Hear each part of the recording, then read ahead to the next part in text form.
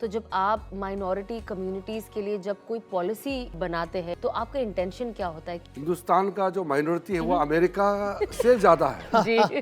तो जब हम हिंदुस्तान का 6 माइनॉरिटी कम्युनिटी के लिए जब सोचते हैं कि नाम से माइनॉरिटी जरूर है मगर आप कमजोर छोटे नहीं। इस देश में जितना हिंदुओं को मिलता है वो सारे, क्योंकि मैं खुद माइनॉरिटी हूँ, हम सबको मिलता है, लेकिन हम सबको जो मिलता है पर हिंदुओं को नहीं मिलते हैं। तो ये बात भी साफ होना चाहिए। तो हज का असर आप अभी आगे क्या इरादा है और क्या क्या थोड़ा सा हमारे नाजरीन के सामने आ जाए। हम किस्मत वाले हैं कि मोदी जी देश का प्राइम मिनिस्टर बने हैं। सबसे कम लोगों के जाने का ये पिछली बार। हम चाहते हैं कि इस बार एक भी हज जाने वाला का मौत ना हो। फ्री टाइम में आप कोई हॉबीज पसंद करते हो? इस उम्र में मैं अभी फुटबॉल वगैरह खेल नहीं पाता, मतलब नहीं आप है। सर खेलते हैं फिर भी नहीं, मैंने वो तो देखा। दिखाने के लिए। मैं आपको एक वर्ड दूंगी और आपको वो वर्ड कौन सी खुशबू की याद दिलाती है आप मुझे बताएं। पार्लियामेंट। वहाँ खुशबू नहीं आती है। हंगामे बहुत होते हैं वहाँ। तो मैंने आज प्लान किया है आपके लिए शाही टुकड़ा। रौनके रमजान, रौनके रमजान। अस्सलामुअलैकुम वरहमतुल्लाहि वबरकातुहू। आप सभी का दिल से खैर मकदम है अहमद अल मगरिबी परफ्यूम्स प्रेजेंट्स रौनके रमजान सीजन 2 में। रमज़ान वाकई एक बहुत ख़ास महीना है, एक ऐसा वक्त जब हम अपनी ज़िंदगी, अपने जज्बात और अपने रवैयों पर गौर करते हैं। ये वक्त हमें सिखाता है सब्र, रहमत, इंसाफ और अपनी सोसाइटी और मुल्क की ज़िम्मेदारी का एहसास करना। आज हम बहुत ही अहम और गहरे मौजू पर बात करने वाले हैं and that is unity in diversity. तो चलिए आज के इस खास एपिसोड की शुरुआत करते हैं। Let's go. तो नाजरीन, हम आज जिस पे बात करने जा रहे हैं कि जब मैं मुल्क की बात करता हूँ तो सच पूछे हम जिस मुल्क में रहते हैं, ये प्यारा वतन हिंदुस्तान, जिसको मैं और आप इंडिया भी कहते हैं, भारत भी कहते हैं, कि इस मुल्क का सानी कोई नहीं मिलता। कि अल्लाह ताला ने इस मुल्क को इतनी खुसूसियत के साथ रखा है और इतनी ख़ास चीज़ों के साथ रखा है। अल्लाह ने जो थोड़ी बहुत दुनिया फिरने का मौका दिया और दुनिया वालों को देखने का मौका मिला, हरमैन शरीफैन हम जाते हैं तो सारी दुनिया वहाँ आई हुई होती है, लेकिन ख़ास जब हमें कोई इंडिया वाला मिलता है और किसी और मुल्क में भी जब जाना होता है तो वहाँ जब कोई अपना मुल्क का बंदा मिलता है, वो कहता मैं हिंदुस्तान से हूँ, मैं फ़ला जगह से हूँ, उसने हिंदुस्तान कह दिया, उसके साथ एक दिल लगी लग जाती है। इसकी वजह यह है कि अल्लाह ताला ने इस मुल्क को एक खूबसूरत ढांचे के साथ तैयार किया और बनाया है, और अल्लाह ने हमारे मुक़द्दर में इस मुल्क को रखा कि अल्लाह ताला ने हमें इस मिट्टी में पैदा किया। हम जिस घराने से आते हैं, अल्लाह ताला ने हमारे वालिदैन आबा व अजदाद को इसी मिट्टी में रखा। और बड़ी बात यह है कि हमारे आबा व अजदाद ने इसी मिट्टी को पसंद करके कब्रों में चले गए। कि अल्लाह ताला कुरान में भी इसी बात को कहते हैं कि मैं याद दिलाऊं आपको कि कुरान करीम के अंदर अल्लाह कहते हैं कि अपने मुल्क की, अपनी ज़मीन की और अपने मुल्क की चीज़ों की हिफाजत करें, ये आपके ज़िम्मे है। कि कुरान में मुझे याद पड़ता है, मेरे ज़बान पे वो आयत नहीं आ रही है, सूरह क़सस के अंदर, कि अल्लाह ताला फरमाते हैं क्या हमने उन्हें एक महफूज और पुरअमन ज़मीन अता नहीं की। कि अल्लाह ताला ने इस मुल्क के अंदर हमें रखा। ऊँच नीच कहाँ नहीं होती, हर जगह होती है, लेकिन इस मुल्क की एक ख़ुसूसियत है कि यहाँ आपस में मोहब्बत है, इत्तेफाक है, भाईचारा है और लोगों के साथ हुस्न सलूक है। सारी दुनिया में कहीं से भी जाकर आते हैं, जब हिंदुस्तान लैंड होते हैं तो लगता है हम कहीं आ गए। तो अजीज़ों, यानी अल्लाह ने हमें एक ऐसी ज़मीन दी है जहाँ हम अमन और हिफाजत के साथ रहना मुमकिन है। इस ज़मीन की कदर करना और उसको महफूज रखना और उसकी सारी चीज़ों को हमें इंजॉय करना और उसकी जितनी भी चीज़ें हैं उसको हमें एक सिटीज़न होने के नाते उसकी ज़िम्मेदारी को पूरा करना, ये हमारा ईमानी भी तकाज़ा है और यही इंडिया की असली ताकत है। आज उसी टॉपिक पे हम बात करने के लिए हमारे साथ एक बहुत ख़ास शख्सियत मौजूद है, जिनका मैं तारुफ़ कराऊँ कि वो किसी तारुफ़ के मोहताज नहीं है। आज हमारे लिए बड़ी इज़्ज़त और मसरत के मकाम है कि मुल्क के सियासत की अहम और बाअसर रहनुमा हमारे दरमियान तशरीफ़ लाए हैं। हम दिल की गहराइयों से उनका इस्तक़बाल करते हैं और उनकी आमद को अपने लिए बाइस से खैर समझते हैं। मैं ये अपने आप के लिए बहुत ही खैर यानी समझता हूँ कि उन्होंने अपना वक्त निकाला। नाज़रीन, आपको मालूम होना चाहिए कि इस वक्त हमारा मुल्क हिंदुस्तान के मुख्तलिफ़ अहम शोबों को हाथों में है। यानी समराद ये है कि ये लोगों यानी मिनिस्ट्री तकसीम होती है, ज़िम्मेदारियाँ तकसीम होती है, लेकिन जनाब वाला जो हमारे मेहमान हैं वो दुरंदेश और अल्लाह ताला ने उन्हें एक नज़र दी है और एक आली अखलाक बनाया है। हम उनकी खिदमत को कदर की निगाह से देखते हैं और उम्मीद रखते हैं कि उनकी कोशिश मुल्क और आवाम के लिए मुफीद साबित हो। हम दोबारा तहे दिल से शुक्रिया अदा करते हैं, पूरे हमारी इस टीम की तरफ से उनका अदा करते हैं कि उन्होंने यानी इतनी मशगूली के बावजूद वो भारत सरकार का एक बहुत अहम रुकन है और भारत सरकार के कहीं अहम यानी जिम्मेदारियों को उन्होंने निभाया और पूरा किया है, जिनमें से ministry of state for home affair से, ministry of youth affairs and sports से, ministry of law and justice से, और आज जो इनके पास एक बड़ी जिम्मेदारी है जिसको मैंने पहले जिक्र किया कि मिनिस्ट्री ऑफ माइनॉरिटी अफेयर्स है, जिसके अंदर जो माइनॉरिटी लोग हैं उनकी ज़िम्मेदारी ये बखूबी 2-2.5 साल से निभा रहे हैं। अल्लाह की ज़ात से उम्मीद है आगे भी करेंगे। और उसके अलावा एक और मिनिस्ट्री इनके पास में अल्लाह ने सुपुर्द की है, वो मिनिस्ट्री ऑफ पार्लियामेंट्री अफेयर्स है। मिनिस्ट्री ऑफ पार्लियामेंट्री अफेयर्स कहते हैं किसको, ये भी एक समझने वाली बात है, ये बहुत कम लोगों के सामने आती है।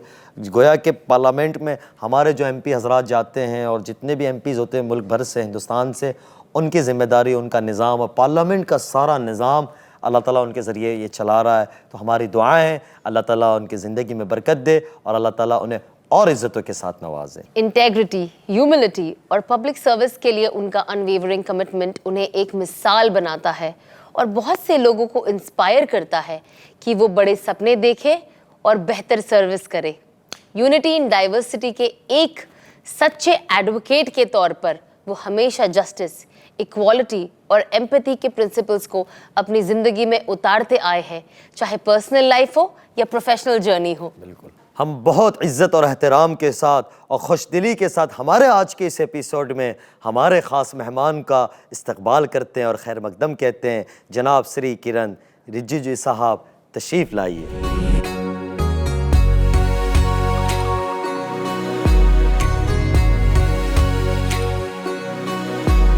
तशरीफ़ लाए सर, बहुत शुक्रिया, आपने हमारी ईद बना दी। अल्लाह मियां आपको खुश रखे sir. Welcome sir, welcome, please. बहुत मेहरबानी सर, तशरीफ़ रखे, तशरीफ़ रखे। हमारे लिए बहुत खुशी की बात है जिस तरीके से शुरू में कहा गया कि माह मुबारक का मुबारक महीना है और मैं ये समझता हूँ सर कि आपका यहाँ आना, मैंने जैसे कहा कि ईद का दिन है, अल्लाह जानता है सर, पिछले साल हमने बड़ी कोशिश की थी कि आपसे किसी तरीके से मिला जाए और आपसे वाकिफ़ियत बने और अल्लाह मेरा इस बात का गवाह है, मैंने हरम में ये दुआ की है। मैं यानी आपको खुश करने के लिए नहीं कह रहा हूँ, नाज़रीन जो देख रहे हैं, मैंने अल्लाह से दुआ की थी कि अल्लाह ताला किसी तरीके से आप तक हमें पहुँचा दे और मैं इसको ख्वाब देख रहा हूँ, लेकिन मुझे ये यकीन नहीं हो रहा कि आप मेरे सामने बैठे हैं। तो नाज़रीन को मैं ये कहूँगा कि यानी सर का आ जाना और हमने सर को दरख्वास्त की, एक छोटी सी दरख्वास्त के ऊपर इन्होंने इतना लंबा सफ़र किया, इतनी मशगूली के बावजूद। आपका एक एक मिनट कीमती है सर, इसका हमें बखूबी अंदाज़ा है और मैं देखता भी हूँ। तो अल्लाह ताला ने जिस तरीके से आपके साथ हमारी वाकिफ़ियत बनाई और अहम सवाबात को, जो अहम ज़िम्मेदारियाँ हैं मुल्क की, आप हमारे इतने प्यारे मुल्क की ज़िम्मेदारियाँ संभाल रहे हैं, उसके बावजूद आप हमारी हकीर की दावत पे तशरीफ़ ले आए रौनक रमज़ान के प्रोग्राम में। मैं तो आपको शुक्रिया अदा करना चाहता हूँ कि आपने याद किया है और मुझे आने का मौका मिला, बहुत खुश हूँ मैं। सर, तो मैं आपसे मतलब जो सबसे मेरा पहला सवाल जो मैं आपसे जानना चाहती हूँ कि जो हमारा मुल्क है इंडिया, शहरों की पहचान है, जैसे अगर आप इंडिया की बात करो तो इसमें कितनी सारी जगह आ जाती है, अलग ट्रेडिशन, अलग लैंग्वेज, अलग अलग जगह, लेकिन हमारा हमेशा एक स्लोगन रहता है जो यूनिटी इन डाइवर्सिटी है ना, अलग है बट एक है। तो आप इस चीज़ को सिर्फ एक स्लोगन के नज़रिए से देखते हैं, आप इसे कोई और नज़रिए से भी देखते हो, क्या डेप्थ है इसके अंदर? हिंदुस्तान को अगर जानना है तो आप हिंदुस्तान के अंदर की जो चीज़ें हैं उसको पहचानना होगा। दूसरे मुल्कों के नज़र से दिखेंगे तो फिर आपको दिखाई नहीं देंगे, क्योंकि ये मुल्क इतना डाइवर्स है।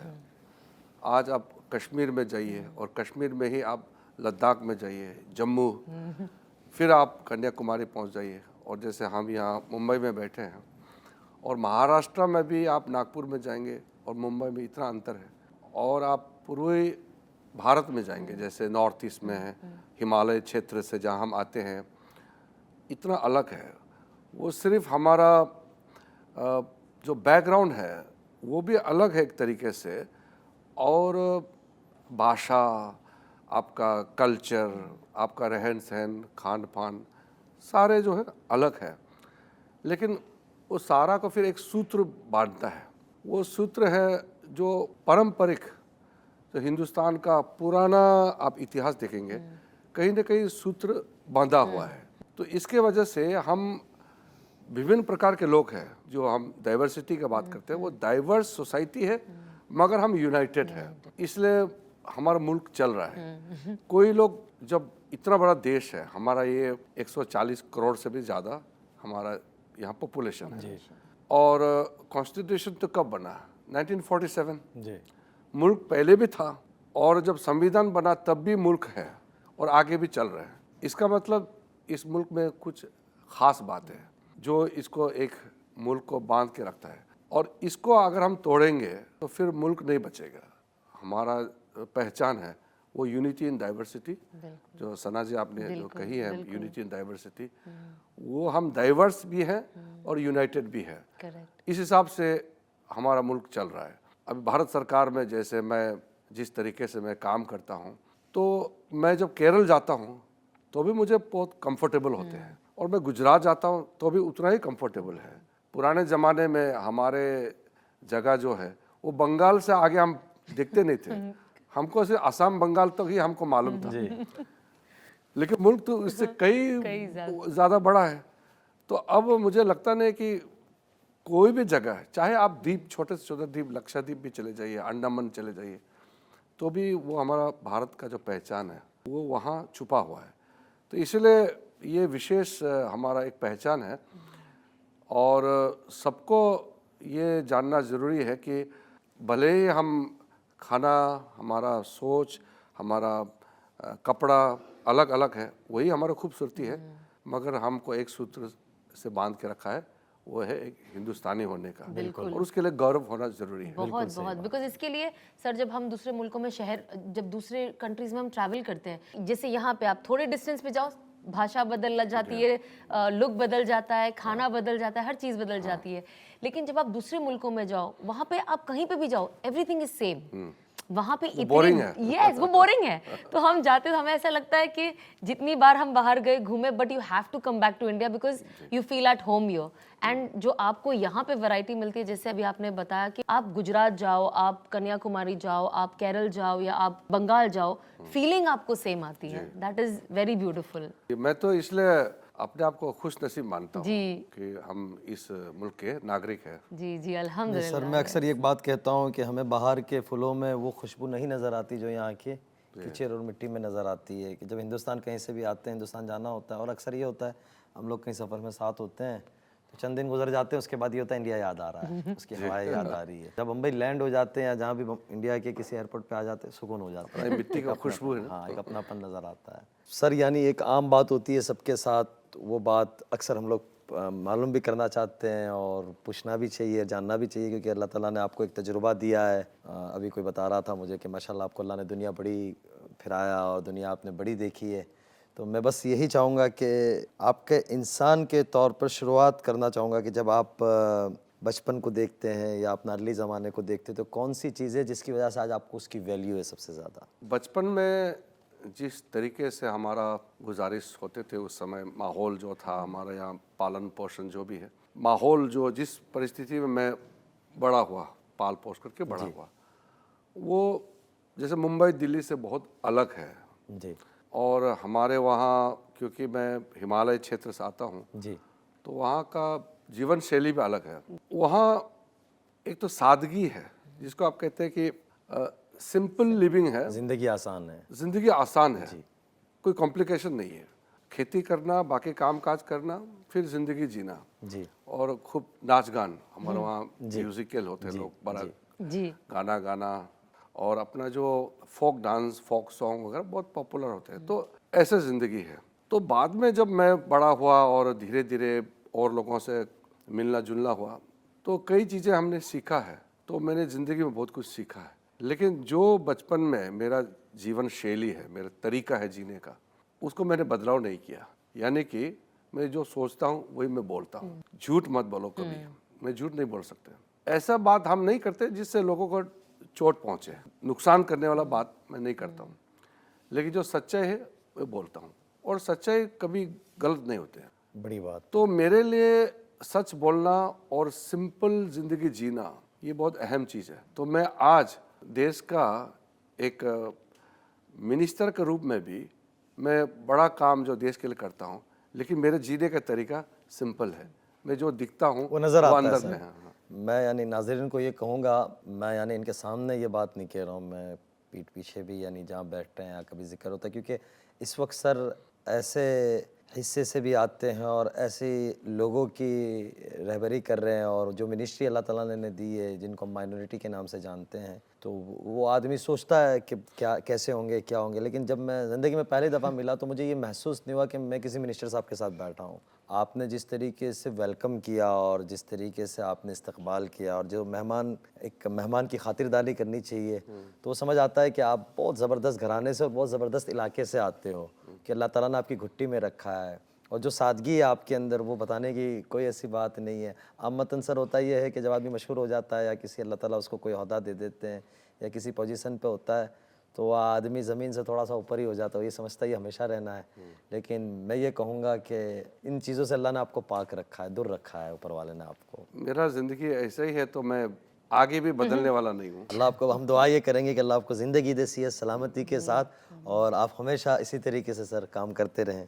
आपने अभी सर ऑलरेडी ये बोल ही दिया है आपकी बातों से, जो मेरा एक्चुअली आपके लिए नेक्स्ट क्वेश्चन था। बिकॉज एक्चुअली नॉर्थ ईस्टर्न जो लोग होते हैं, मैंने पर्सनली भी जो देखा, they are very soft hearted. And जैसे आपने बोला है, आप मैंने कभी किसी को, जितने लोगों को मैं भी अपने स्कूल जितने लोगों को मैं मिली हूँ अपनी ज़िंदगी में, जो आपके इलाके से है, उस तरफ से है, I think they've always been very soft, very humble, और कभी ऐसी कोई बात नहीं करना कि आप किसी का दिल दुखाए। सो मुझे ये जानना है कि बचपन से आपके घर में आपको ऐसे कौन सा वैल्यू है जो आपको एकदम, जो आपका फाउंडेशन रहा है, कि आपकी मम्मी ने कहा हो, आपके अब्बू ने कहा हो कि कुछ भी हो जाए, ये वैल्यूज़ को आप पकड़ के चलना आगे ज़िंदगी में, जो एक माँ बाप का मैसेज होता है या एक सीख होती है बच्चों को? हर घर में एक अलग तरीके से लोग जीते हैं। बिल्कुल। एक ही कौम के होने से भी हर परिवार में फिर ये अलग होता है। आपके माँ बाप कैसे हैं उस पर निर्भर करता है। मैंने जो देखा है, मेरे जो पिताजी और मेरे मम्मी है, ये सिखाया कि बड़ों का इज्जत करना। समाज में जो आपसे बड़े होते हैं या जो लर्नेड होते हैं, मौलाना जैसे होते हैं, या कोई टीचर होते हैं, या कोई भी जो आपके गुरु है, उसको सम्मान देना, इज्जत देना। मैं मुझसे जो भी बड़े हैं उसको हमेशा मैं इज्जत देता हूँ। ये हमारे माँ बाप ने हमको सिखाया है। दूसरा, मेहनत करना पड़ेगा ज़िंदगी में, आगे बढ़ना है, और डिपेंडेंट नहीं। मदद ले सकते हैं किसी से, डिपेंडेंट नहीं, अपने पाँव पे खड़ा होना। तो खुद मेहनत से अपने काम पे भरोसा रखते हुए अपने पैरों पर खड़ा होना, ये बहुत बड़ी चीज़ होते हैं। क्योंकि आप कमज़ोर होंगे, डिपेंडेंट होंगे, तो फिर आगे नहीं पढ़ पाएंगे। जैसे कि मेरे माँ बाप ठीक ठाक है, हमारे पास ज़मीन पड़ा हुआ है, पहाड़ का पहाड़ ज़मीन होते हैं हमारे वहाँ, खेती बाड़ी का कोई कमी नहीं है, और ठीक ठाक घर से आते हैं, तो कोई ऐसा किसी चीज़ का मोहताज है ऐसा नहीं है। फिर भी उसके बदौलत अगर आप अहंकार पैदा करेंगे, एरोगेंट होगा, फिर आप डिपेंडेंट होगा कि मेरे पास तो ये है वो है, फिर आप आगे नहीं बढ़ पाएंगे। आपके पास जो कुछ भी है आपको ऊपर वाला ने दिया है, ठीक है, मगर अपने पैरों पर खुद मेहनत से खड़ा होना ये बहुत ज़रूरी है।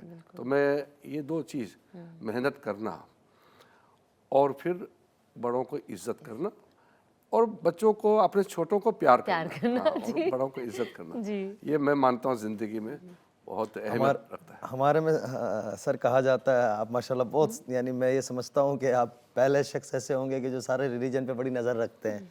और मोदी साहब का बहुत शुक्रिया, प्राइम मिनिस्टर साहब का, कि आपको ख़ास तौर से वो आपके अंदर क्वालिटी थी, तो वो इतनी बड़ी जिम्मेदारी दी माइनॉरिटी की। तो हमारे में एक चीज़ कही जाती है कि छोटों पे शफकत करो और रहम का हाथ रखो और बड़ों की इज्जत करो, तो आप पार लग जाओगे। तो वो चीज़ मैंने देखी, बल्कि मैं तो आपसे काफ़ी छोटा हूँ, लेकिन आप जिस अंदाज से इज्जत देते हैं, और ख़ास तौर से स्टाफ को, अभी हमारे साथ जो लोग थे उनकी, जो आपने, वो बहुत छोटा बच्चा है, आप वो कोई बोला भी हमारे साथ था कि तो 2001 का है, लेकिन आपने उसको इतनी इज्जत दी। मैं देख रहा था कि सर क्या करे, वो खुद भी हैरान है। वो अनीस जो हमारा है, वो खुद भी देख रहा था, मुझे कहने लगा, बोले ये लगते नहीं है मिनिस्टर साहब। मैंने कहा क्या लगते? बोले ये कुछ और दुनिया का बंदा है। तो बहरहाल अब इसी में से एक अगली बात मेरे जहन में भी आई कि आप अपने वालिद साहब का अक्सर जिक्र करते हैं और उनका बहुत एहतराम के साथ आप हमेशा उनके बारे में सुनाते हैं। तो उनकी कौन सी ऐसी नसीहत है जिनको आपने अपनी ज़िंदगी में पकड़ लिया, जो वालिद साहब ने कहा कि ये करना है बेटा आपने, तो उसको आपने अभी तक पकड़ के रखा है, और ऐसी कौन सी चीज़ है जो वालिद साहब की आप लेके चल रहे, ख़ासतौर से काफ़ी लेगेसी आप उनकी लेके चल रहे हैं? लेकिन देखिए, सबसे पहले तो समाज के लिए काम करना। जी अपने लिए तो हम लोग काम करते ही हैं। मैं कुछ काम करूँगा तो अपने लिए तो वो फ़ायदा होगा, जी लेकिन ऐसे काम करना जो समाज के लिए काम आए, देश के लिए, कौम के लिए, अपने लोगों के लिए। तो इसके वजह से मैं आज जहाँ बैठा हूँ, मैं अपने लोगों का ज़िंदगी को सुधार रहा हूँ। अपने लोगों का जो आज से 25 साल पहले जो परिस्थिति थी, जिस हालात में हमारे लोग रहते थे, कई गुना सुधर गए हैं। अल्हम्दुलिल्लाह। तो मेरे वजह से और मेरे मेहनत से अगर हमारे समाज के लोग उससे फ़ायदा मिलता है, उससे आराम सुकून मिलता है ज़िंदगी में, उससे बड़ी चीज़ नहीं होती। दूसरा है मुल्क के लिए काम करना। तो मेरा तो सर्विस दो तरीके से चल रहा है। जिस जगह से मैं चुन के आता हूँ, अपने लोग, जी उनके लिए मैं रोज़ाना उनके लिए काम करता हूँ, और साथ साथ वो मुल्क के लिए भी काम करता है। तो हिंदुस्तान के लिए जो हम लोग, एक वज़ीर है, उसके हिसाब से तो मैं काम कर ही रहा हूँ। उसके अलावा भी, क्योंकि मैं मेंबर ऑफ पार्लियामेंट हूँ, जी। एमपी तो कानून बनाते हैं, तो देश के लिए तो काम करता ही है। जी। तो इस हिसाब से समाज के लिए, देश के लिए, ये मेरा पिताजी की ओर से जो एक तरीके से मुझे प्रोत्साहन किया, इनकरेजमेंट किया, तो वो मेरे निजी ज़िंदगी से बढ़ के कई गुना आगे काम करने का मौका मिला इससे। बल्कि मैं ये कहूँगा, अभी मुझे कह रहे थे, यानी हम बैठे हुए थे तब सर के, इतना मशगूल हूँ कि फ़ैमिली के साथ वक्त नहीं, यानी बहुत बड़ी बात है। हमें ये लगता है कि बहुत ज़िंदगी आसान है, आगे पीछे लोग हैं, प्रोटोकॉल है, लेकिन यही जानते हैं कि वो इस चीज़ को महसूस करते हैं हम, यानी कभी फैमिली से दूर जाते हैं तो हमें ये होता है कि हम कब मिलेंगे, लेकिन ये बहुत इबादत भी है, बहुत बड़ा, अल्लाह इससे बहुत राज़ी होता है, और जो आप करते हुए बहुत आ बड़ा रहे हैं। सैक्रिफाइस भी है। जी। आप जैसे भी आप बता रहे थे कि आपके अब्बू ने जो मैसेज दिए ना, जो आप वो लेगेसी आगे लेके चलो, लेकिन हमने एक और चीज़ नोटिस की है कि जो आपके नाम के आगे जो नाम लगता है वो आपकी मदर से है। सो मुझे जानना था कि ये क्योंकि ये थोड़ा अलग है, जनरली हमारे फादर से आगे होता है, तो मुझे जानना था कि ये आपके यहाँ पे कोई ऐसा ट्रेडिशन है या आपकी कोई चॉइस है? I wanted to know. ये गलती मेरा पिताजी का है, अच्छा। अब्बा जान का है। तो उन्होंने नहीं लिखा, अच्छा। लेकिन मैंने कंटिन्यू किया, लिखा। बड़ी बात है। तो जो मेरा अम्मी जान है, वो तो शादी हो गया, तो वो तो लड़कों का साहित्य का टाइटल में वो समावित हो आ जाते गए, हैं। करेक्ट। हमने लिखना शुरू किया और कंटिन्यू किया, पिताजी ने नहीं लिखा। जी जी। तो फिर वो पिताजी ने जो नहीं लिखा उसको मैंने सुधारा है। अच्छा।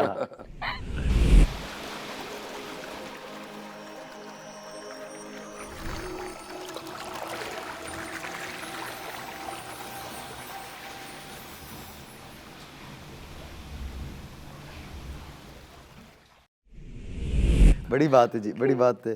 तो सर, यानी ये आप जब सियासत में आए तो कोई वालिद साहब की लेगेसी तो है ही है, और होना भी चाहिए कि बाप को, बेटे को अपने बाप के नक्शे कदम पे चलना चाहिए, अपने पिताजी के नक्शे कदम पे चलना चाहिए, या कि कोई ऐसे हालात थे ज़िंदगी के, कोई लम्हात थे जिसकी वजह से पब्लिक सर्विस की तरफ आप आ खड़े हुए, या क्या वजह रही?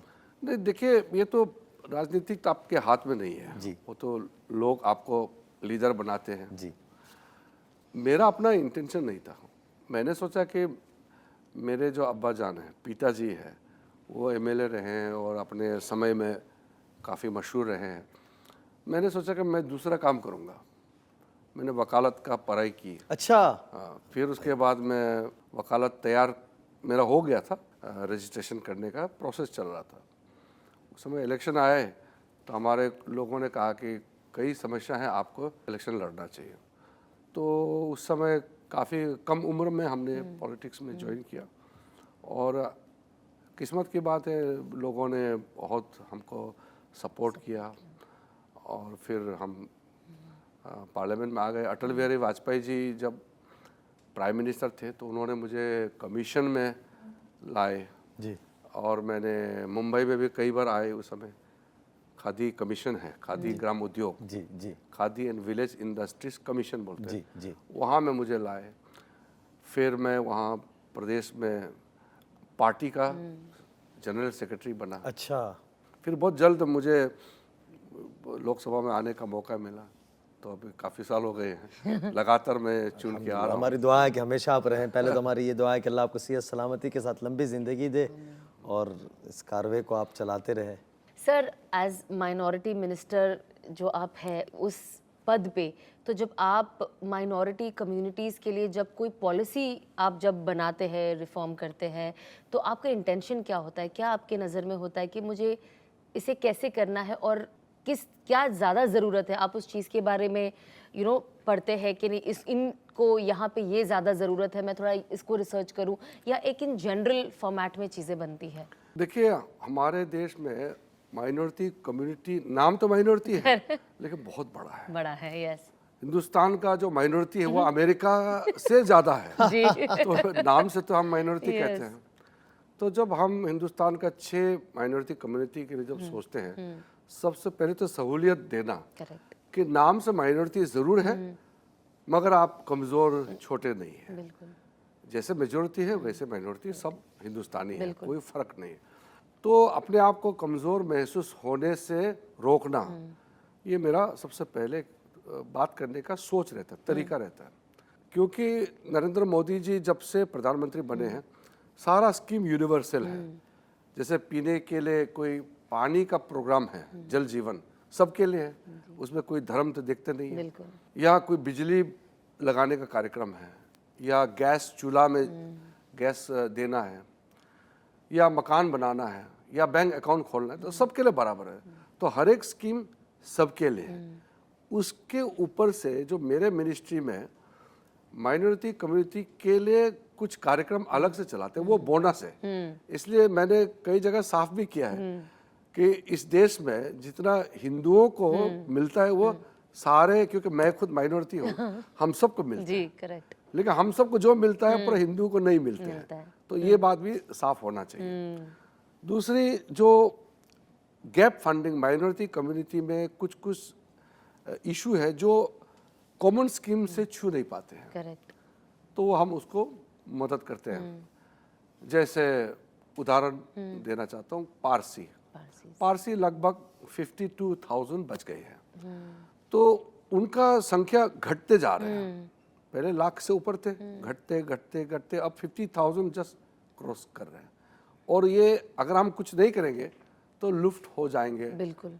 टाटा नाम कितना बड़ा नाम है। तो इस तरह के कई पारसी कम्युनिटी है जो लुप्त होने जा रहे हैं। तो हमने एक कार्यक्रम चलाया, क्योंकि अगर पारसी लुप्त हो जाएंगे तो हमारे लिए तो ये बहुत दुखद बात है। तो उसके लिए हमने जियो पारसी करके एक स्कीम चलाया, जिससे हम मेडिकल हेल्प, फर्टिलाइजेशन के लिए उनका मेडिकल के लिए क्या क्या ज़रूरत चीज़ है, जैसे वो चाहते हैं वो हम मदद देंगे। हम अपने से थोपेंगे नहीं। हाँ, करेक्ट। हाँ, वो जैसे चाहते हैं हम मदद करेंगे और कुछ आइडियाज़ दे रहे हैं।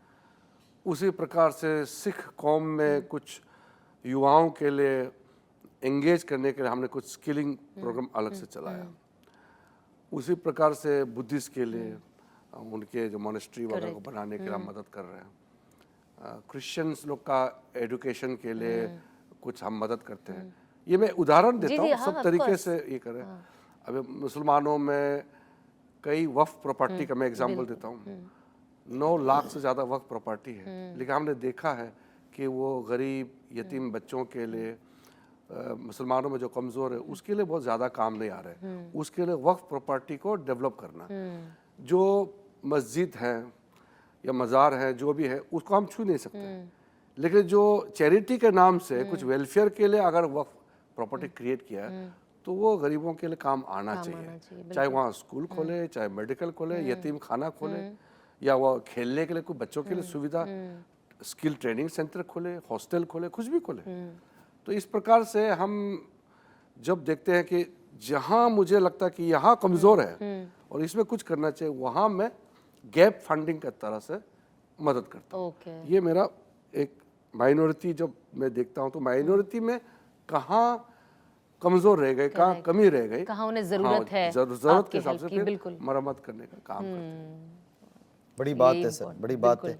माइनॉरिटी के अंदर जो मुसलमानों का अहम शोबा है सर, जिसका हमारे मुसलमान होने के 5 चीज़ें कि एक ईमान, अल्लाह को मानना, नमाज, रोज़ा रखना, माल है, साल में 1 दफ़ा ज़कात देना। और ज़िंदगी में एक दफ़ा हज करना, ये मैन होता है। पैसे वाले वो तो चले ही जाते हैं।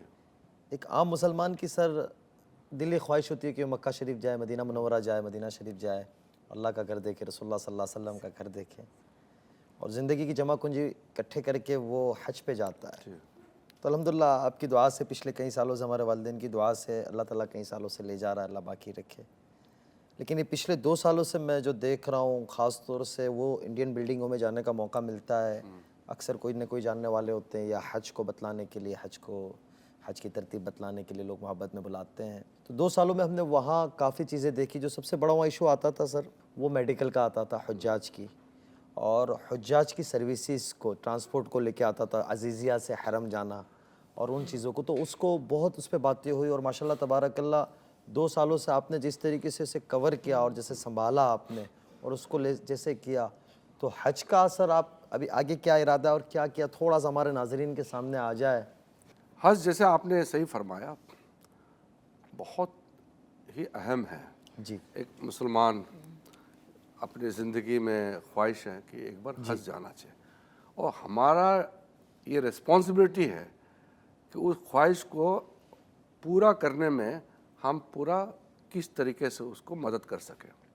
हमने ये पाया कि पहले में कि हज जाते वक्त कई चीज़ें हैं जिसका ठीक तरीके से इंतज़ाम नहीं हुए हैं, तो काफ़ी मौतें हुए हैं। अब मौतें हमारे गलती से नहीं, वहाँ परिस्थिति ऐसे होते हैं, लेकिन उसको हम क्या योगदान कर सकते हैं। तो सबसे पहले मेडिकल, जैसे आपने जी, अनस साहब आपने जो कहा, मेडिकल का ये बहुत इम्पोर्टेंट है। जी, हमने मेडिकल जो एक्सपर्ट यहाँ से भेजते हैं हाजियों के साथ, जी, उसका इंतज़ाम, उसका नंबर, संख्या को हमने बढ़ाया है। फिर प्रॉपर जो ट्रेन है, वहाँ हमारा जो विदेश मंत्रालय का सऊदी अरब में जो स्टाफ है, उनके साथ तालमेल करके हमने इसका नंबर बढ़ाया। प्रोफेशनल सिक्योरिटी, जी, क्योंकि आमतौर पर इतने लाखों लोग आते हैं उस समय, साल भर जो उम्रा होते हैं वो तो होते ही हैं, लेकिन हज के समय तो भीड़ ऐसा ही है, क्योंकि एक वो ही जगह होती है। एक कोर समय होते हैं, वो एक उस वक्त ही सबको जाना होता है। उस समय कोई किसी को पूछता नहीं, सब अपने अपने में है लोग। ऐसा ही है। तो इस समय हमारे जो हिंदुस्तानी जितना भी हज यात्रा में गए हैं, उनको एक एक पहचानना, मेडिकल केयर देना, कि दवाई नहीं मिला, बीमारी की वजह से मौत हो गई, या बहुत ज़्यादा गर्मी है बच नहीं पाया, तो बहुत अफसोस की बात होगा कि इसके वजह से अगर जान चले जाए, तो इसको रोकना ज़रूरी है। तीसरा है उनको टेक्नोलॉजी के माध्यम से ट्रैकिंग करना। तो हमने हज एक सुविधा ऐप डेवलप किया है, कौन किस वक्त कहाँ है इसका ट्रैकिंग करना बहुत ज़रूरी है। फिर हमने स्मार्ट वॉच लागू किया है इस बार। फिर स्मार्ट वॉच के साथ में रिस्ट बैंड हम दे रहे हैं, ताकि हर वो हिंदुस्तानी जो हज में जा रहे हैं वो कहाँ है, किस वक्त, कैसे है, टेम्परेचर क्या है उसका, शरीर का हालत क्या है, इसका पूरा जानकारी वहाँ मिलते रहेंगे। तो उसको उस हिसाब से हम मदद देते रहे। उसके बाद जो ट्रांसपोर्टेशन है, जैसे अजीज़िया में जो वहाँ है, या अजीज़िया में, या आपको मीना कैंप में, वहाँ हमने जैसे प्रॉपर मैट्रेस लगाना, और वहाँ जो एसी का भी आजकल हम लोगों ने सुविधा वो डेवलप की है सऊदी अथॉरिटी ने, उसके हिसाब से। और जो बुजुर्ग हैं, हमने नया एक तो नियम बनाया, जो 65 ईयर्स से ज़्यादा उम्र वाला है, उनके साथ एक महरम कंपेनियन हमको भेजना है। ये हमने निर्णय किया, ताकि ऐसा ना हो कि ख्वाहिश तो है, लेकिन वो उस ख्वाहिश के चक्कर में अकेले चले गए, और बुढ़ापा में ताकत है नहीं शरीर, और कहीं रास्ते में फंस गए, कहीं कोने में कोई ख्याल रखने वाला नहीं है, और उस ज़िंदगी को हाथ धो बैठेंगे, ऐसा नौबत ना आए, इसलिए कंपेनियन।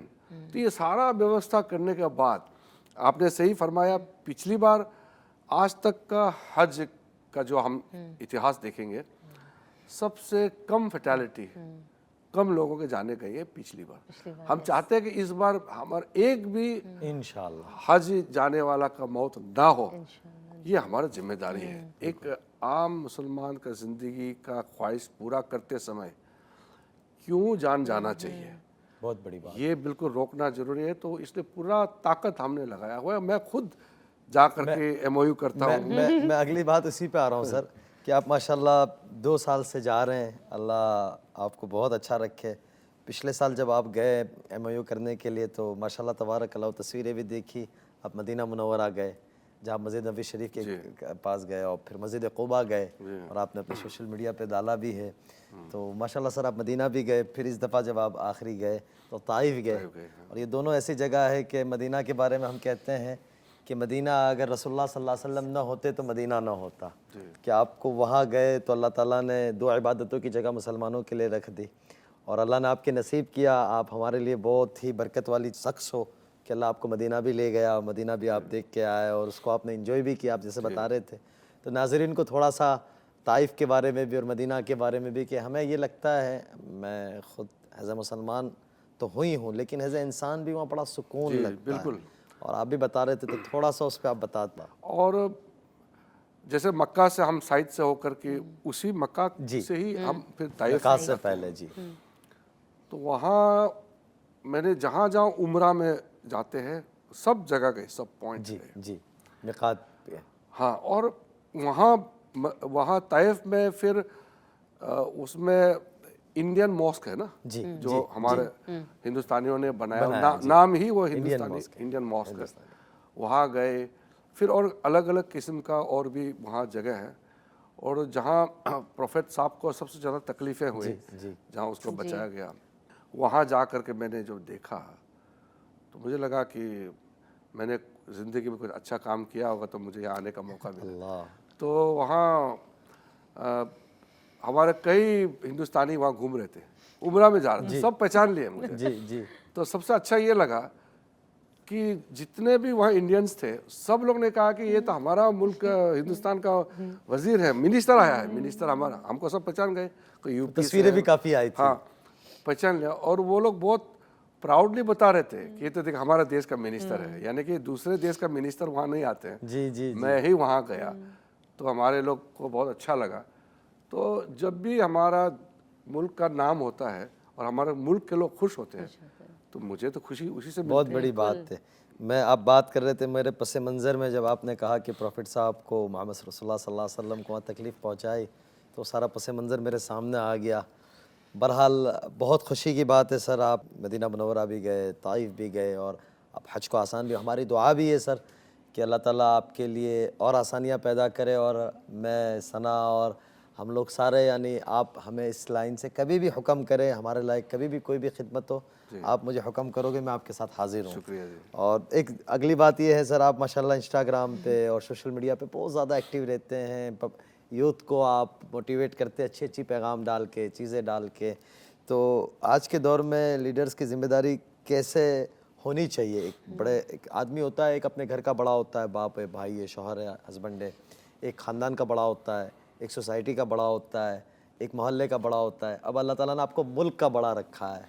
तो आप पे इतनी बड़ी ज़िम्मेदारी है, और ख़ास तौर से यूथ को आप समझते हैं, और काफ़ी यानी बम्बई के काफ़ी स्टार्स और हमारे भाई बहन ऐसे हैं जो आपसे वाकिफ़ियत रखते हैं, और हमने देखा है कि काफ़ी हमारे भाई बहन जो इंडस्ट्री से हैं, हमारे बड़े जो हैं, तो वो आपसे मोहब्बत रखते हैं, आपसे आते हैं, मिलते हैं। तो आप यूथ को भी पैगाम देते, तो यूथ को आज के ज़माने में इन सोशल मीडिया की दुनिया में क्या करना चाहिए, उनके लिए कोई पैगाम हो?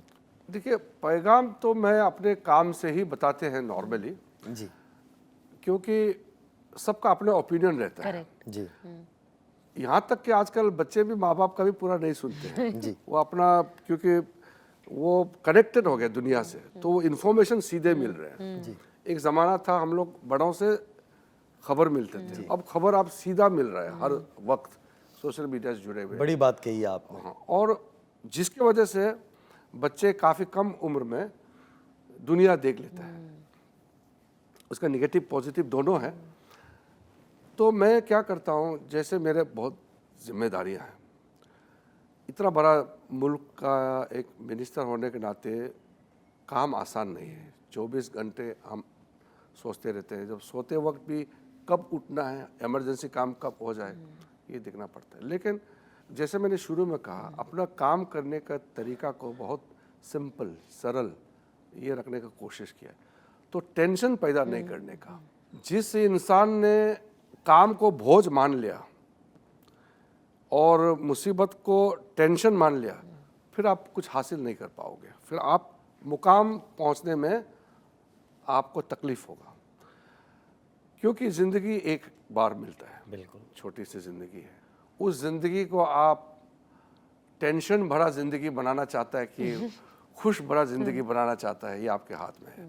तो मैं अपने समय को, अपने वक्त, जो हर पल हर वक्त मैं खुश रहने के लिए और खुशियाँ बांटने के लिए कोशिश करता हूँ। बड़ा से बड़ा काम आप बिना टेंशन का सोच समझ करके करेंगे तो आप हल निकल सकता है कोई भी समस्या का। दूसरा है, आप कुछ भी करें, ऐसा काम ना करें जो आपका परिवार को नुकसान हो और मुल्क को नुकसान हो, ये काम कभी नहीं करना चाहिए। और ऐसा चीज़ पे आंख ना लगाए जो आप उसको पा नहीं सकते हैं। ये बहुत बड़ी बात कह रहे हैं सर। जो आपके हाथ में नहीं आ सकते हैं। अब आप कहेंगे मुझे तारा तोड़ के लाना है, वो हो नहीं सकते हैं। तो ये ऐसे ख्वाब नहीं दिखना चाहिए जो नहीं हो सकते हैं। वही चीज़ का ख्वाब देखें जो आप कर सकते हैं, जो पॉसिबल है, जो एक इंसान के दायरे में आते हैं, उतना ही आपको करना चाहिए। तो क्या होता है कि एस्पिरेशन बहुत इम्पोर्टेंट है, लेकिन अनअसेलेबल एस्पिरेशन जो नहीं हो सकते हैं कि मैं कहूँगा कि मैं हिंदुस्तान का मैं बादशाह बनना चाहता हूँ, मैं राजा बनना चाहता हूँ, हो नहीं सकता। ये डेमोक्रेसी है, यहाँ चुन के आना पड़ता है। तो ऐसा ख्वाहिश हो, मगर अच्छा ख्वाहिश हो। तो ज़िंदगी को सरल रखें। पढ़ाई लिखाई जो है यूथ आज के ज़माने में, वो नॉलेज जो है, क्योंकि जैसे सोशल मीडिया से भी नॉलेज मिल रहा है, लेकिन उसको ख्याल रखना ज़रूरी है कि सोशल मीडिया टॉक्सिक भी है जी। वो ज़िंदगी को बर्बाद करने का भी बहुत चीज़ वहाँ से आपका प्राप्त होते हैं, आपका लाइफ ख़राब कर देते हैं। उसको कंट्रोल जिसने किया, सोच लो उसने अच्छा ज़िंदगी जिया है। और जिसने कंट्रोल नहीं किया तो वो नशे में चले जाएंगे। तो नशे, अगर आप खा पी के भी नशे करते हैं, या इस तरह के चीज़ जो नॉलेज या इन्फॉर्मेशन जो बाहर से आते हैं जो ज़िंदगी के लिए कोई फ़ायदा नहीं है, वो भी टॉक्सिक है, वो भी नशे हैं। तो चाहे खाने पीने का हो, चाहे कोई चीज़ हो जो जहन में आए तो वो नशे बन जाए, उससे दूर रहे। ज़िंदगी आप अच्छा होगा और शरीर हेल्दी रहे। हम तो फिट इंडिया को प्रमोट करते हैं। मैं जब स्पोर्ट्स मिनिस्टर थे तो प्राइम मिनिस्टर मोदी जी ने कहा कि पूरा मुल्क में, हमारा भारत देश के लोगों को फिट रहने के लिए कैंपेन चलाना ज़रूरी है। तो उस समय हमने फिट इंडिया कैंपेन चलाया। कई लोगों ने शहरों में, गांव में इसमें पार्टिसिपेट किया, और आज एक फिटनेस का भी इंडिया में क्रेज आया है। ये अच्छी बात है। बहुत बहुत अच्छी बात। सर, जैसे भी आपने बताया कि आप फिट इंडिया को भी प्रमोट कर रहे थे, और जाहिर सी बात है, आई थिंक ये एक कहीं ना कहीं हमें फिजिकली एक्टिव इंसान रहेगा तो ही वो फिट होगा। एंड फिजिकली एक्टिव रहने के लिए हॉबीज होना भी बहुत ज़रूरी है। Any kind of sport, any kind of hobby, ताकि आप उस तरीके से फिट रहो। तो मैं जानना चाहती हूँ, apart from what you do which is very tough work, आप फ्री टाइम में आप कोई हॉबीज़ पसंद करते हो? कोई आपकी फेवरेट है जो आप खेलते हो, या किसी भी तरीके की हॉबी जो है जिसके बारे में हम कोई नहीं जानते? मेरे 3 हॉबीज़ हैं। अच्छा। जो ज़िंदगी भर रहेंगे। सबसे पहले तो खेलना, स्पोर्ट्स। और इस उम्र में मैं अभी फुटबॉल वगैरह खेल नहीं पाता हूँ, मतलब टाइम लेकिन नहीं आप है। सर खेलते हैं फिर भी, नहीं, मैंने वो तो देखा है। दिखाने के लिए, प्रोत्साहन करने के लिए, लेकिन उतना लेकिन अच्छा तब भी अच्छा आप कर लेते हैं। वो मेरे उम्र के बीच में तो अभी भी खेल लेंगे, लेकिन वो कंपटीशन वगैरह हो नहीं पाते। तो जैसे बैडमिंटन है, टेबल टेनिस है, कोई भी स्पोर्ट्स एक तो पिकअप करना चाहिए। हर एक इंसान को एक खेल जिंदगी में ज़रूर खेलना चाहिए। ये बहुत ही अहमियत वाला काम है, मतलब मैं तो बहुत अहमियत देता हूँ इस चीज़ को। तीसरा तो यूनिवर्सल है, घूमना। मेरा हॉबी है बहुत घूमना। तो आजकल अलग से नहीं घूमता हूँ, जो मेरा काम है, जहाँ काम है उस काम को ही मैं घूमना मानता हूँ। जहाँ जाता हूँ काम करके फिर मैं देखता हूँ जगह, वहाँ के लोग कैसे हैं, किस तरीके से जीते हैं। क्योंकि मिनिस्टर बनने से पहले 155 कंट्रीज मैंने देख लिया। बड़ी बात है हमारे देश में तो इतना दुनिया देखने वाला कोई दूसरा तो है नहीं। तो मैंने बहुत कम उम्र से दुनिया देखा है। बहुत कम मुल्क बचे हैं, एक दो जो मैंने गया नहीं है, सब मैंने देख लिया।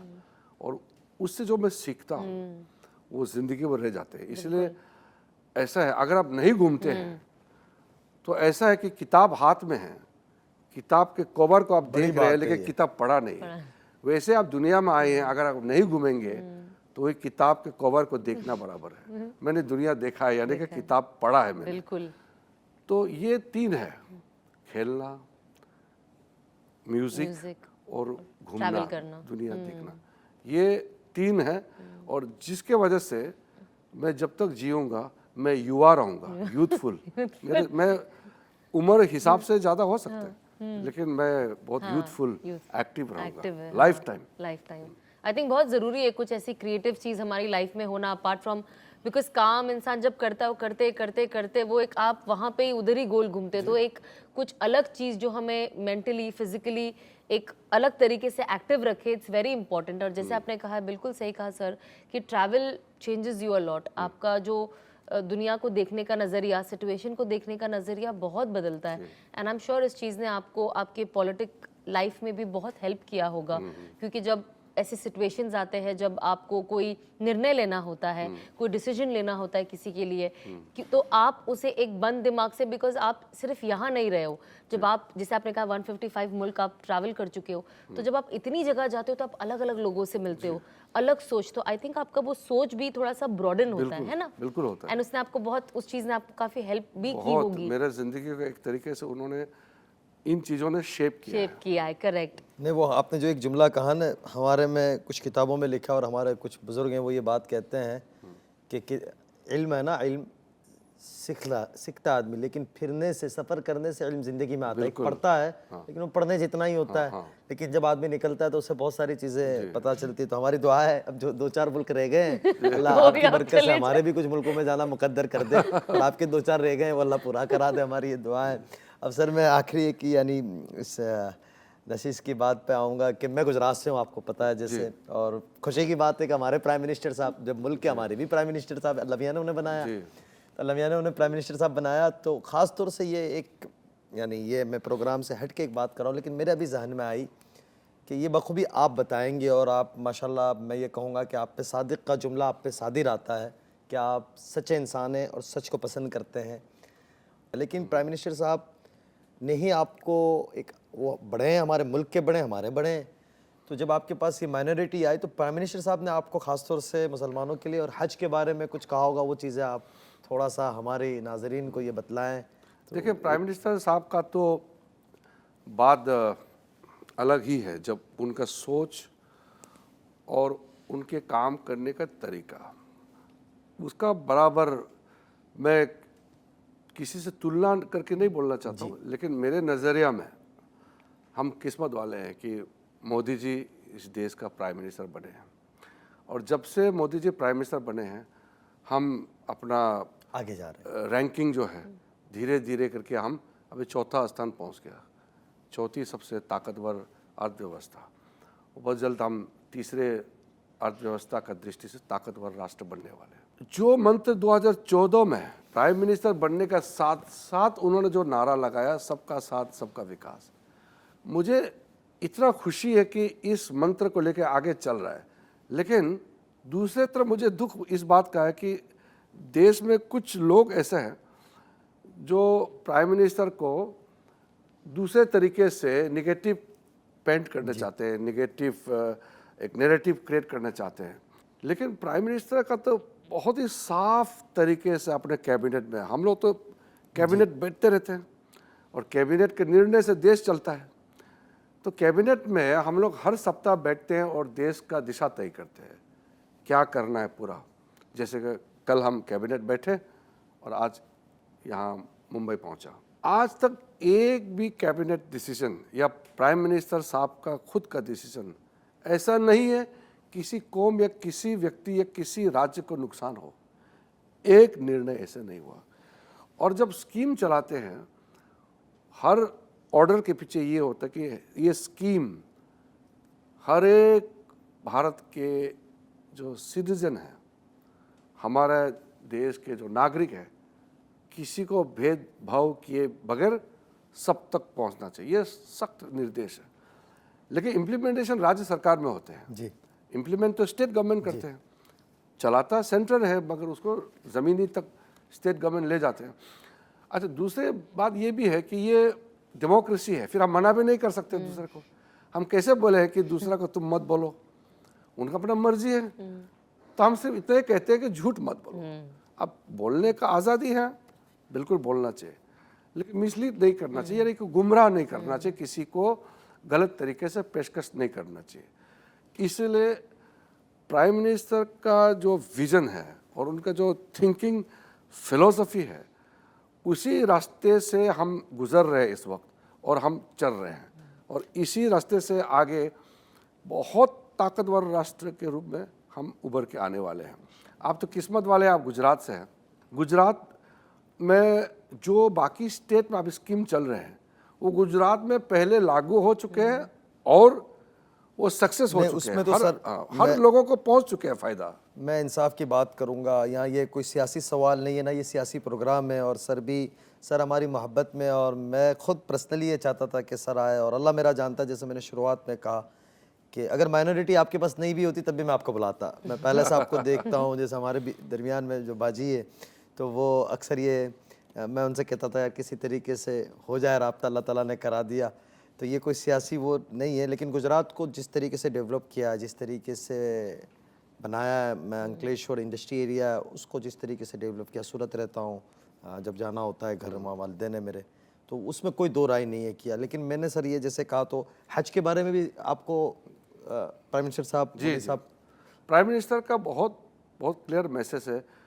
हज तो बहुत ही इम्पोर्टेंट है, और साथ साथ जैसे अजमेर शरीफ में जी चादर भेजना, जी अभी गए भी था पिछले दिनों में, और फिर मुस्लिम लीडर से मिलना। जैसे जब हम वफ़ कानून बनाया था, वफ़ कानून के समय में भी कई बड़े मुस्लिम कम्युनिटी के लीडर से भी मैं भी मिला, और प्रधानमंत्री जी ने भी बुलाया। ये कि भाई इसको जो गलत प्रचार कर रहा है इसको समझिए, ऐसा नहीं है, हम भला करना चाहते हैं। तो इसलिए पॉलिटिक्स में और लोकतंत्र में ये होता है, जो सरकार में बैठे हैं, सत्ता में, उसको गिराने के लिए दूसरा तो कुछ ना कुछ बोलना पड़ता है। जी। अब सत्ता में जो बैठा है वही ठीक है बोलने से, तो फिर चुनाव कैसे लड़ेंगे? इसलिए वो बोलने के लिए बोलते हैं, मगर झूठ नहीं बोलना चाहिए, मेरा इतना ही है। तो प्राइम मिनिस्टर ने हज के लिए जो भी सुविधा, आज जो हज यात्रियों के लिए जो हम सुविधा दे रहे हैं, उसमें प्राइम मिनिस्टर साहब का बिल्कुल आशीर्वाद, एडवाइस है, क्योंकि मैं उसका मिनिस्टर हूँ, तो उस हिसाब से काम करना मेरा जिम्मेदारी है। इसीलिए आपसे सवाल, जिम्मेदारी तो हमारा है, लेकिन हमारा जो सरकार का कैप्टन तो प्राइम मिनिस्टर है। जैसे मैं पार्लियामेंट चलाता हूँ, पार्लियामेंट्री अफेयर्स मिनिस्टर है, लेकिन पार्लियामेंट का जो फंक्शनिंग का जो ब्रॉड गाइडलाइंस, वहाँ का जो बिजनेस बिल, वो सारा प्राइम मिनिस्टर और कैबिनेट के अप्रूवल से ही होता है, और प्राइम मिनिस्टर का गाइडेंस से ही पार्लियामेंट्री डेमोक्रेसी चलता है। तो आप दोनों को तो अच्छी तरह से मालूम है, हमारा मुल्क दुनिया का सबसे बड़ा जनसंख्या वाला भी है, सबसे बड़ा लोकतांत्रिक देश है नेचुरली, और पार्लियामेंट्री डेमोक्रेसी में तो हम इतने बड़े हैं कि बाकी पार्लियामेंट्री डेमोक्रेसी जो है वो तो छोटे छोटे देश है, हम बहुत बड़ा मुल्क है। तो इतना बड़ा मुल्क का जो पार्लियामेंट्री डेमोक्रेसी का जो प्राइम मिनिस्टर होते हैं ना, वो सबसे कोर होते हैं, क्योंकि इतना बड़ा मुल्क ने चुन के उसको प्रधानमंत्री बनाया, तो हर एक चीज़ को सोच समझ करके इम्प्लीमेंट करना होता है। तो मैं तो ये मानता हूँ कि मैं किस्मत से ऐसा प्राइम मिनिस्टर के साथ में काम करने का मौका मिला। और जैसे पार्लियामेंट्री अफेयर्स मिनिस्ट्री तो बहुत अहम है, लेकिन जो माइनॉरिटी अफेयर्स मिनिस्ट्री को संभालने का जो मौका दिया, तो 6 माइनॉरिटी कौम है, जो 6 लोगों के लिए अलग अलग तरीके से मुझे काम करने का मौका मिला। ये भी तो बहुत खुशकिस्मत वाला को ये मौका मिलता है। बड़ी बात है। हम आपका भी शुक्रिया अदा करते हैं, और प्राइम मिनिस्टर साहब का भी इस प्रोग्राम के ज़रिए से शुक्रिया अदा करते हैं कि हुज्जाज किराम के लिए जो आसानियाँ आप कर रहे हैं, अल्लाह ताला आपको ज़िंदगी दे, सेहत दे, आफ़ियत दे, अल्लाह हमारे मुल्क को खूब तरक्कियों से नवाजे। हमारी खुशी, हम यानी हिंदुस्तान कहने को फ़ख्र महसूस करते हैं। बाहर जाते हैं तो अरब ख़ास तौर से हाल फिर हिंदी, तो हम वो उनको खुशी से कहते हैं आना फिल हिंदी, कि हाँ जी हम हिंदी है। अब अरबिक बोलते हैं? छोटा मोटा काम हो जाएगा, खाना मिल जाएगा, इतना हो जाता है कि खाना मिल जाएगा।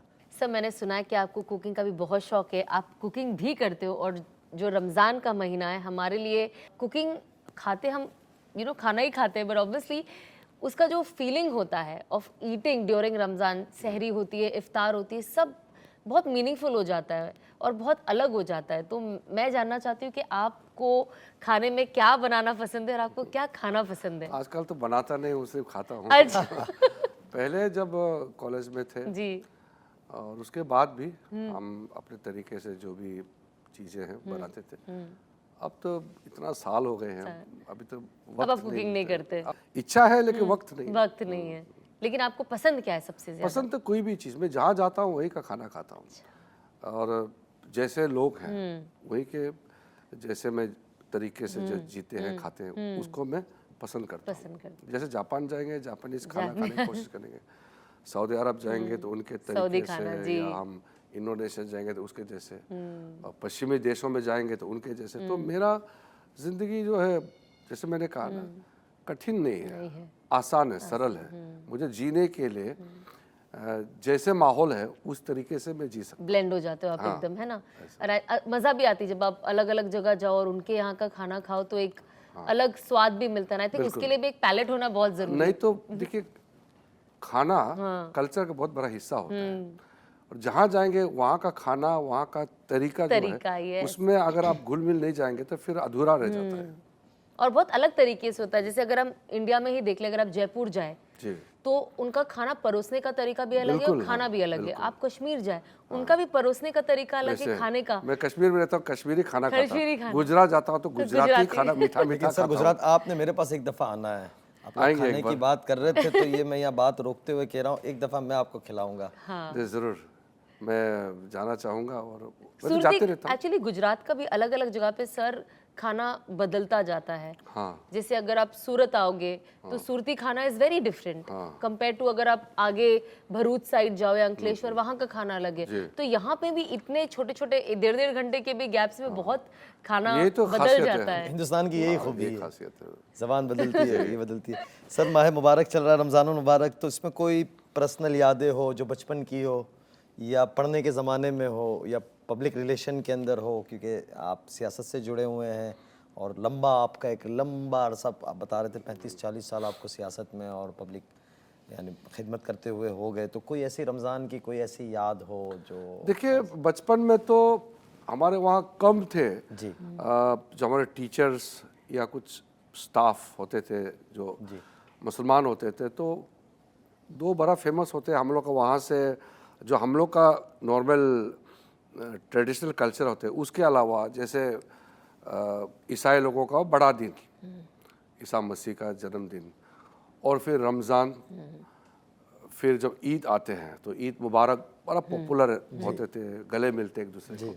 तो उस समय हम लोग को बुला के खाना खिलाते थे ईद के समय में। रमज़ान के समय में तो आप तो जानते ही हैं, पूरा महीने भर जो मनाते हैं, उसके बाद में जब खाने के लिए बुलाते हैं तो उसका एक अलग ही माहौल होते हैं। तो बचपन का अच्छा एक्सपीरियंस उस प्रकार से तो लगातार होते आए हैं।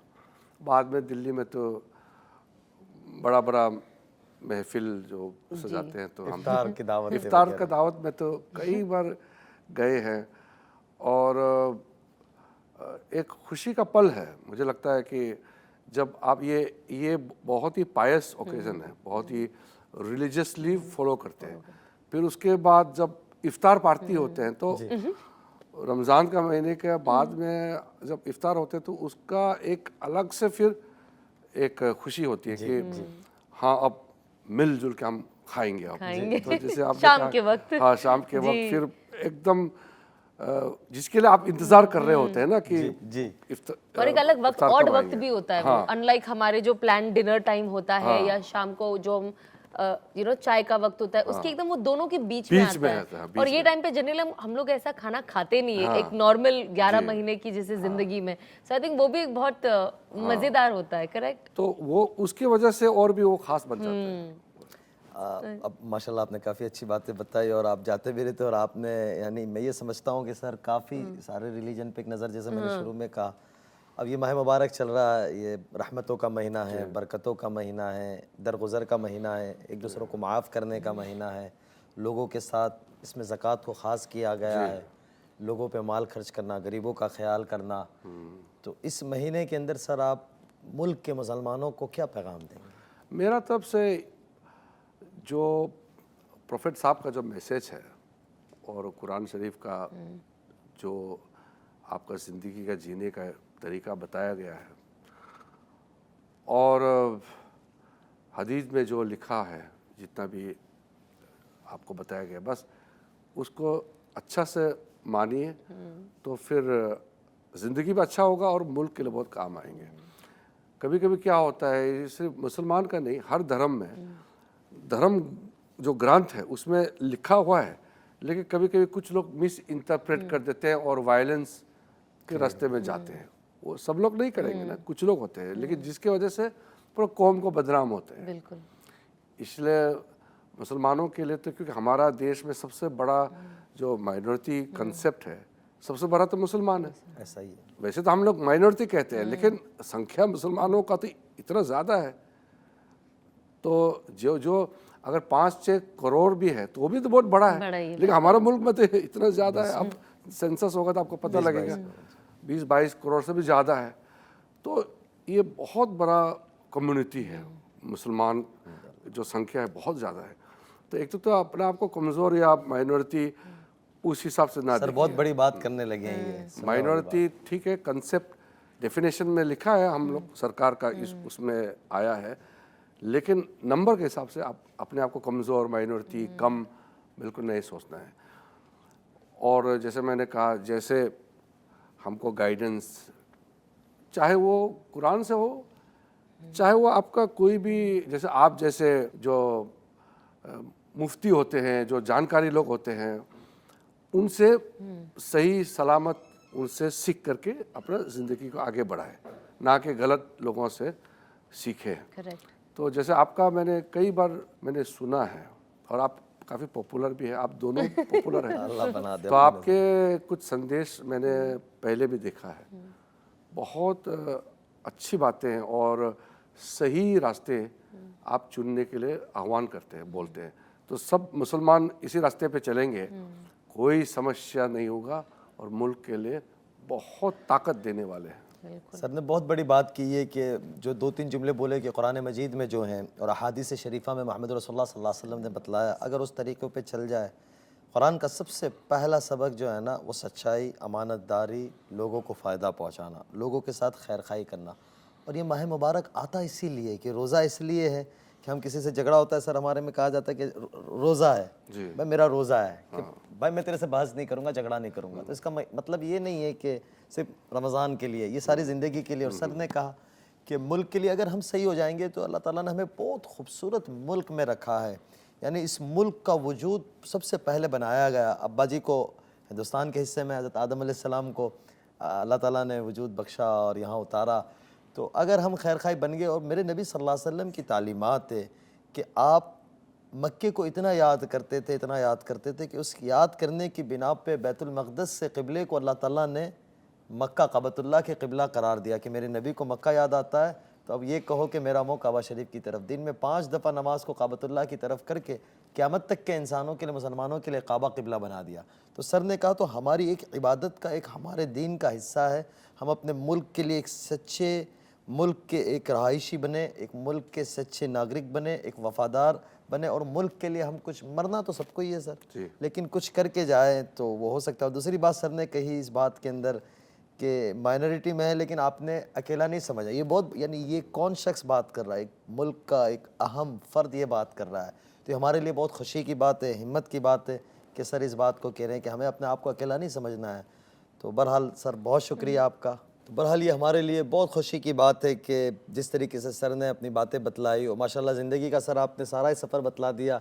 मेरे लिए ख़ुद यानी बहुत हिम्मत की बात बनी है और आपसे बहुत सारी चीज़ें मेरे को सीखने को मिली। और आप जब से तशरीफ़ लाए बम्बई तो कुछ वक्त साथ रहने को मिला। सबसे चीज़ मैंने जो आपके अंदर देखी वो सादगी देखी, और आपके अखलाक, जिसको आप अखलाक को अंग्रेज़ी मेरी थोड़ी ऐसी ही है, जो आपका नेचर है, जो आपका कैरेक्टर तो वो आपका देखा कि वो सबसे बुनियादी चीज़ है। यानी मैं अपनी बात को मुख्तसर में ख़त्म करूँगा। हमारे प्रॉफिट सल्लल्लाहु अलैहि वसल्लम के लिए अल्लाह ताला ने कुरान करीम में एक आयत उतारी, व इन्नका लअला खुलुक़िन अज़ीम, कि मेरे नबी जी आपके अखलाक, आपका नेचर बहुत आला है, लेकिन इसमें और आगे बढ़िए। इबादत में आपको कहा कि अपने आप को खपाए नहीं, लोगों के साथ अच्छे सलूक में कहा कि आप परेशान मत हो, मैं सारे फैसले करूँगा, लेकिन अखलाक में ये कहा कि इसमें आगे बढ़िए। तो मैंने आपके अखलाक को जो देखा कि आप सिक्योरिटी गार्ड के साथ भी, होटल के सफाई वाले बंदे के साथ भी, और हमारी जितनी टीम दोस्त वगैरह साथ थे, जिस एतबार से मिले, और आपने ऐसा महसूस नहीं होने दिया कि आप इन लोगों से पहली दफ़ा मिल रहे हैं। तो ये बहुत आली अखलाक है। अगर अखलाक हमारे अंदर आ गए तो हम अपना भी मुकद्दर बदलेंगे, मुल्क का भी मुकद्दर बदलेंगे। फिर एक दफ़ा सर आपका बहुत शुक्रिया। शुक्रिया जी। जी रौनक रमादान में, रौनक रमादान में मुझे बुलाया, दस खूबसूरत कार्यक्रम है। पर सर मैं अभी आपके साथ एक छोटा सा बहुत क्यूट सी चीज़ है, इसे हम कहते हैं यादों की खुशबू। मतलब मैं आपको एक वर्ड दूंगी और आपको वो वर्ड कौन सी खुशबू की याद दिलाती है आप मुझे बताएं, ठीक है? So the first thing is बचपन। बचपन तो मुझे तो मिठास, मिठाई मिठाई, हाँ मिठाई। सही बात है। आपका घर? घर में प्यार, प्यार। प्यार की खुशबू। प्यार की खुशबू। पार्लियामेंट? हंगामा, हंगामे बहुत होते हैं वहाँ। अभी कोई खुशबू का हंगामा रखना पड़ेगा हमें। वहाँ खुशबू नहीं आती। Last favourite perfume? मैं परफ्यूम जो देता हूँ वो लगाता हूँ, लेकिन मैं खुद नहीं लगाता हूँ। किसी ने ऐसे टेस्ट करने के लिए लगा दिया, अच्छा, तो मैं लगाता हूँ। मेरा घर में एक है, गिफ्ट है, कभी मैं कोई अच्छा है तो मैं लगा लेता हूँ, लेकिन आदत नहीं है। आदत नहीं है। ओह, वेरी रेयर। हाँ। बट हम चाहेंगे कि हम आज आप पे वैसे ही आप लगा दीजिए अहमद अल मगरिबी परफ्यूम्स। अरे वाह, अहमद अल मगरिबी सर, आपके लिए ये हमारे इस परफ्यूम वालों ने, इन्होंने खास आपके लिए। ये बहुत खूबसूरत लग रहा है जी। वाह, क्या ये भी चेक करें सर। ओह, ये अलग है। यस, सब अलग है। तो दोनों बिल्कुल अलग आपके लिए भी है, हमारे घर में बाजी के लिए भी एक तोहफा है, तो ये छोटा शुक्रिया सा जी। उनके लिए, उनकी तरफ से, अहमद अल मगरिबी वालों की तरफ से। जी, इतना खूबसूरत आपने तोहफा दिया जी है। जी। बहुत सुंदर। Ahmed Al Maghribi Perfumes brings a special Ramadan gesture. Flat 20% off on all fragrances. Only during Ronak Ramzan Season 2. So link is in the description. Please go shop now. अब आपको खाना, जैसे मैंने सुना, इतना पसंद है, तो आज हम आपके लिए एक छोटा सा कुकिंग सेगमेंट रखे हैं जहाँ पे हम आपके लिए कुछ बनाएंगे। आप बनाएंगे? जी, हम आपके लिए बनाएंगे। मुझे मत बोलिए बनाने के लिए, नहीं। मैं फिसल जाऊंगा। नहीं, हम आपके लिए बनाएंगे और आप उसे खाइएगा, ज़रूर बताइएगा आपको कैसा लगा। तो हम आपको हमारे रौनक रमज़ान के किचन में लेके चलते हैं। जी, शुक्रिया। चले।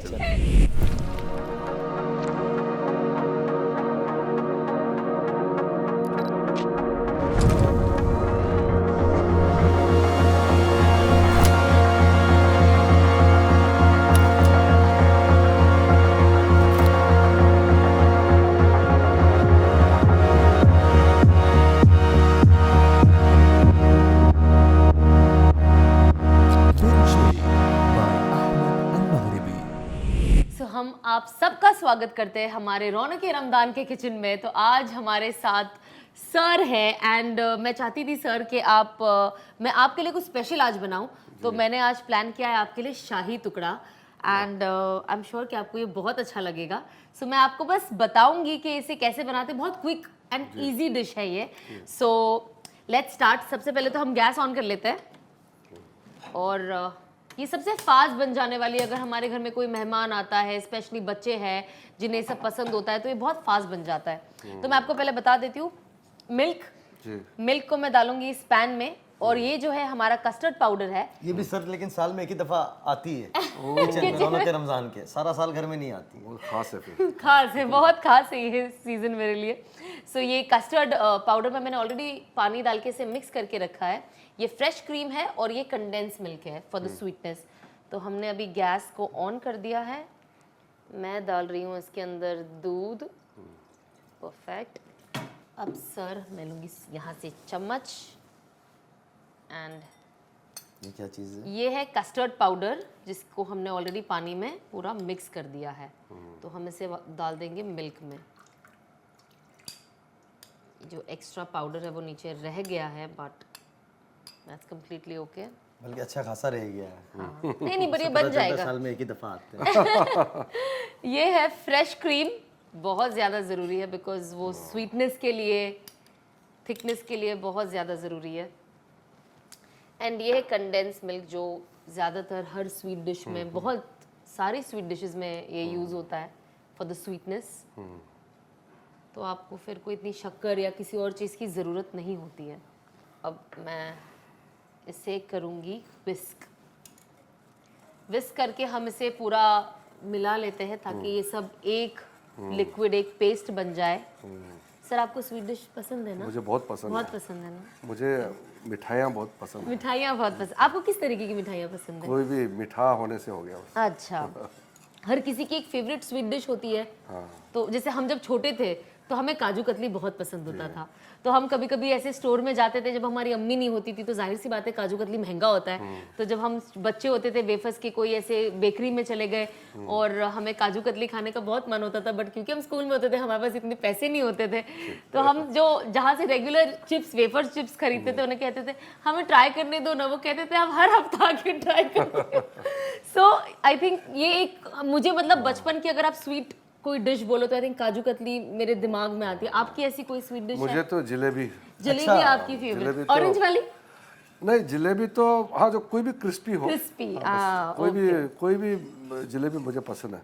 आजकल हरियाणा में बड़ा बड़ा जलेबी मिलता है, करेक्ट। उसका भी मजा अलग है। ये आपने कहा था ना केरला वाला फूड, केरला की जलेबियां भी बहुत अच्छी होती है। मीठी इतनी, अंदर उसके अंदर इतना वो शुगर सिरप नहीं होता है। हाँ हाँ। जब तक ये थोड़ा सा गाढ़ा हो रहा है हम इस घी के गैस को ऑन करते हैं बिकॉज हमें इसके अंदर जब ये थोड़ा सा गर्म हो जाएगा तब हम इस डालेंगे इसके अंदर गर्म ये होने bread। लगा ये। तो होगा, ये थोड़ा सा उबल गया थिक पूरा। होगा। हाँ, इसका थोड़ा सा वो थिक पेस्ट जैसा बनता है ये। यहाँ क्या डालेंगे? ये हम डालेंगे सर ये जो ब्रेड्स है अच्छा, जिससे शाही टुकड़ा बनता है बेसिकली, इसे आप पाव का हलवा भी इन वे बोल सकते हैं। सो जैसे ये गर्म हो जाता है हम डालते हैं इसके अंदर, ये इस तरीके से हम इसे काट लेते हैं ताकि हम इसके अंदर इसे फ्राई करने डाल दें। जैसे आप देख रहे हो अभी जैसे गर्म नहीं हुआ सही से। हो गया है, देखिए ना, इसको ज्यादा नहीं करना ताकि ब्लैक ना हो जाए, सिर्फ गोल्डन ब्राउन होना है। और अच्छा से बन यस, सो ये गोल्डन ब्राउन जैसे होगा हम इसे निकाल के, ये हमने यहाँ पे ऑलरेडी शुगर सिरप बना के रखा है इसके अंदर। सो एक्चुअली इसके अंदर जो थोड़ा सा आप कह रहे थे, हमने इसके अंदर गर्म दूध डाल दिया वापस ताकि इसके अंदर, अब हम देख रहे हैं कि हमारा जो ये ब्रेड है ये कितना फास्ट गोल्डन ब्राउन हो गया। क्या बात है। नाइस ना? बहुत सिंपल है सर, बस ये इतना करना है, इसे डिप करना है एंड बस इसकी ड्रेसिंग करनी है, एक रेडी हो गया आपका स्वीट डिश। सो अगर हमारे यहाँ पे कोई मेहमान भी आता है, स्पेशली जो लेडीज हमें देख रही है, यू नो इस डिश को, कि हमेशा हम सोचते हैं ना कोई आ गया तो कुछ कस्टमाइज, कुछ अच्छा बनाए, ये तो तुरंत फौरन। अब हम घी का गैस जो है बंद कर देते हैं बिकॉज हम नहीं चाहते कि जल के काले हो जाए। अब इसको हम डालेंगे सीधा इस चाशनी में ताकि ये जो इसके अंदर सिरप है ये इसके अंदर अब्जॉर्ब हो जाए। तो ये घी ऑब्वियसली आजकल तो घर में सब सर घी बनाने लग गए, जितनी भी लेडीज है। अब हम सब प्रेफर करते हैं कि जितना हम यू नो घर की बनी हुई चीज़ हो, नेचुरल हो, मतलब अच्छा हो, बिना मिलावट के। तो घी की जब खुशबू आती है, ये आप देख रहे हैं एकदम क्रिस्पी है, तो ये इसका क्रिस्प नहीं जाता है इतने जल्दी। एंड तो सर अब हम इसे इसमें थोड़ा भीगने देंगे। और ये जो आप देख रहे हैं, ये जो अभी हमने ये इसका ये बनाया है लिक्विड, अब इसे हम होने देंगे थोड़ा ठंडा। तो अब हम गैस बंद कर देते हैं, बस हार्डली 5 मिनट्स। वाह, एंड बस इतना अब जल्दी? इसे यस, और 10 मिनट आप इसे रखें। इसमें से अब मैं निकाल के इसको ड्रेसिंग करके बताऊंगी। It hardly takes 10 minute. मैंने सोचा आप कम से कम 40 मिनट लगेगा। नहीं नहीं नहीं, 5 मिनट में आपने 5 पूरा कर मिनट में दिया। सब। हम नहीं चाहते कि यू नो कुछ भी चीज लेट हो। हम ऐसे ढूंढते हैं ऐसे डिशेस जो फास्ट फास्ट बन जाए एंड बस कह कर भी जाओ कि सारा साल कभी कभी किचन में जाया करे। मैं बिल्कुल नहीं, वो जैसे दिखा रहे हैं उससे तो मुझे कहने का आवश्यकता है नहीं। ना। हाँ, मैं बस जाती नहीं, वरना लोग मुझे बाहर नहीं निकाले फिर किचन से। इसीलिए मैं दूर रहती हूँ किचन से। बट हाँ, कभी कभार मैं बनाती हूँ। एंड अब हम इसे, मैं आपको ड्रेसिंग करके बताती हूँ कि इसे किस तरीके से हम प्रेजेंट करते हैं जब हम देखते हैं कि वो कितना यमी लगता है। Because dressing is also very important, कमाल है ना। खाना आप जैसे पेश करोगे वैसे ही भूख लगेगी। सो मैं आपको बताती हूँ मैं तो देख के भूख लग गया। तो ये जो सर हमने यहाँ पे लिक्विड जो पेस्ट बनाया था ये हमने 10 मिनट रखा, तो आप देख सकते हो कि जो कस्टर्ड पाउडर है ये उस मिल्क के अंदर जाके कितना गाढ़ा हो गया है और ये मीठा होता है। सो अब ये जो हमने सिरप, वो शुगर सिरप में जो रखा था डुबा के, हमने निकाला बस इसे इस तरीके से, बहुत लाइट आपने इसकी ड्रेसिंग कर दी कस्टर्ड की। इसके बाद ये हमारा जो है ये इलायची पाउडर है। सो आपने बस एक छोटा सा चुटकी लेके इससे ये कर दिया। ये हमारे कट ड्राई फ्रूट्स है, इसके अंदर सब मिक्स है, बादाम, पिस्ता, रेजिन, थोड़ा हेल्दी भी हो जाता है जी। और आप खाओ तो थोड़ा फिलिंग भी लगता है। हमने इसे थोड़ा और लगाती हूँ, ड्राई फ्रूट्स, थोड़ा और ड्राई फ्रूट्स डाल दिया। एंड देन ये जो है ये है ज़ाफ़रान। परफेक्ट। एंड सर ये है रोज़ पेटल्स। तो बस इससे थोड़ा शाही लुक आ जाता है। जो शाही टुकड़े का शाही है वो यही है। और ये हो गया सर हमारी डिश रेडी। वाह, हाउ क्विक। इतना जल्द आपने तैयारी की, वो भी क्वालिटी प्रोसेस को आपने एक स्टेप भी आपने इधर उधर नहीं किया, that's so sweet sir. Systematic बनाया और इतना थैंक जल्दी। You sir, thank you. I hope आपको ये अच्छा लगा हो एंड आप इसे जरूर खाइए और मुझे अच्छा जरूर तो लगा, बताइएगा। मैं इम्प्रेस हो गया हूँ। Impress हो गए, हाँ, thank you। आपका कुकिंग टैलेंट को से। देख करके।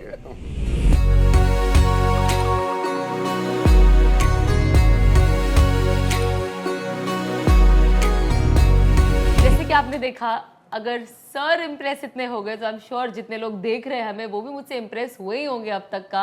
एंड जैसे कि आप सबने देखा कि ये डिश बनाना कितना आसान है और हम हमेशा रौनक रमज़ान में कोशिश करते हैं कि ज़्यादा से ज़्यादा ऐसी डिशेस लाए जो आपका जो टाइम कंज्यूमिंग ना हो और आप अपनी इबादत भी दिल खोल के करें और आप अपना रोज़ा भी आप रखे हुए एग्जॉस्ट ना हो और आप घर वालों को और बच्चों को खाना भी अच्छा खिलाए, स्वीट डिश भी अच्छा खिलाए, डिज़र्ट भी अच्छे खिलाए। तो ये क्विक रेसिपी आपके लिए थी। और आप और कौन सी रेसिपीज चाहते हैं कि हम बनाएं? हमें तो आज बहुत बहुत मज़ा आया सर से मिलके और इतने इम्पॉर्टेंट मुद्दों पे बात करते हुए। आई एम श्योर आपने भी इंजॉय किया होगा। तो इंशाल्लाह अब हम आपको मिलेंगे नेक्स्ट एपिसोड में एक और प्यारे से गेस्ट के साथ। तब तक के लिए अस्सलाम वालेकुम।